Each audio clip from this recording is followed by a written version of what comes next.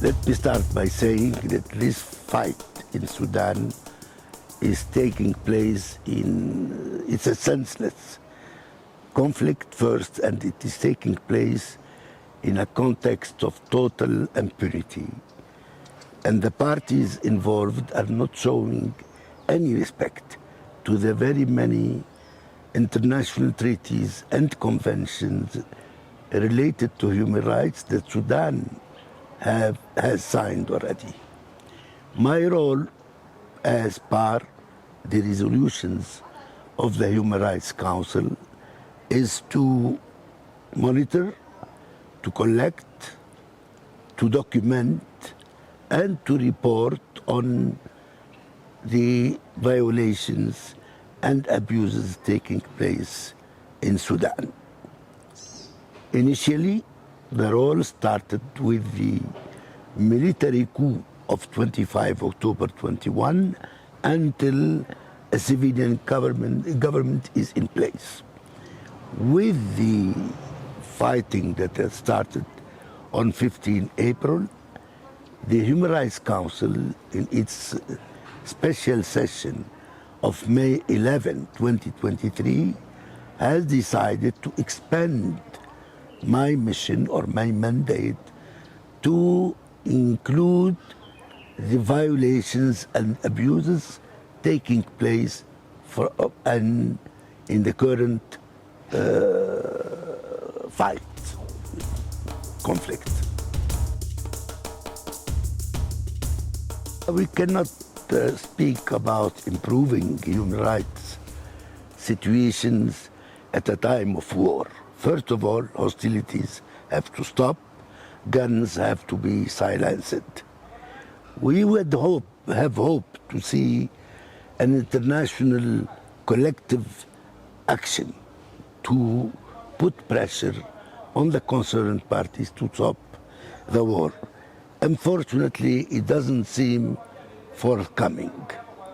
For the time being, what we try to do is to advocate for the cessation of hostilities and inviting the concerned people to go back to the negotiation table, and in particular to expedite the appointment of a civilian government to take up the transition period, and from that to, during the transition period, to organize for future democratic and open elections in the country.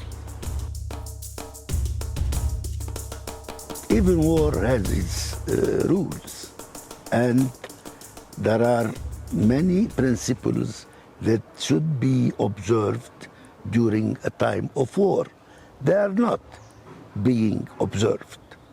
The war is taking place mostly in urban, heavily populated urban areas, and that indeed results in a great deal of human losses, of deprivation to the population. People are stranded in their homes with no water, no food, no electricity, and no means of communication.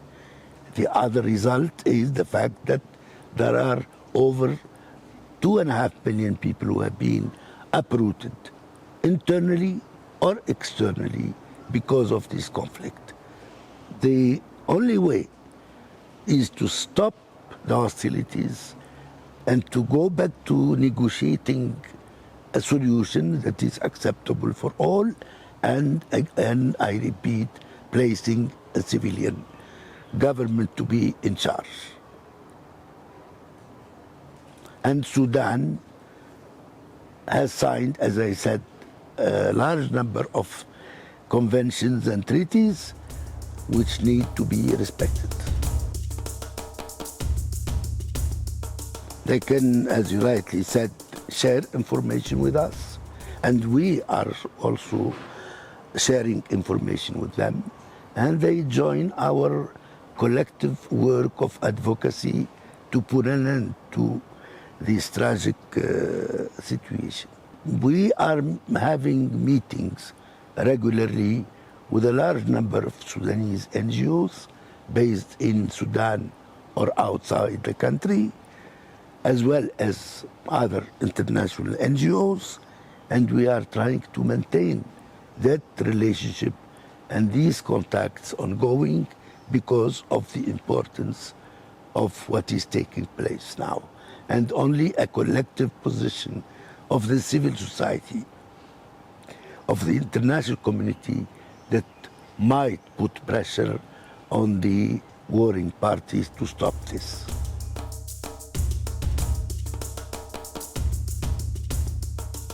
I wouldn't say weak, I would say slow, and with many political interferences. And it is difficult to maintain justice when there are some political implications in the system. We all know that the international community is quite divided, politically speaking, about this conflict and many others. So I would say the international justice system is slow and requires to gain more neutrality vis-à-vis the various political positions of particularly influential actors. I visited Sudan in March 2023, where I met with a large number of civil society entities, NGOs, lawyers, journalists, human rights defenders. There was one issue which was raised by, I would say, all of them, and that is how to ensure justice and accountability, to the extent that some of them have suggested that the Sudan is placed under Chapter 7 of the UN Charter, and even the deployment of an international force to provide protection to civilian Sudanese. So the issue of justice and ensuring accountability and bringing the perpetrators of human rights violations and abuses to account is essential for any future stability and peace in Sudan. I would like to conclude by saying that I really very much appreciated the invitation of Wayamo to this forum, which has brought together a large number of young, committed Sudanese journalists, lawyers, and NGO representatives to talk about this very same problem. Thank you, Wayamo.